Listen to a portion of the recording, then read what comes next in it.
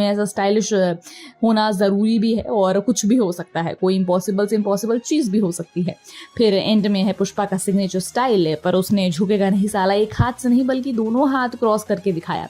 तो ऐसा है फर्स्ट सिंगल सॉन्ग, और देवीश्री प्रसाद की म्यूजिक के साथ मीका सिंह का जो पंजाबी फ्लेवर है वो काफ़ी कमाल का है। वेल, आपको इस पर क्या कहना है हमें कमेंट सेक्शन में ज़रूर बताएं। And till then keep watching Bollygrad studios. Become an actor in Bollywood. WhatsApp hi to 8828850088.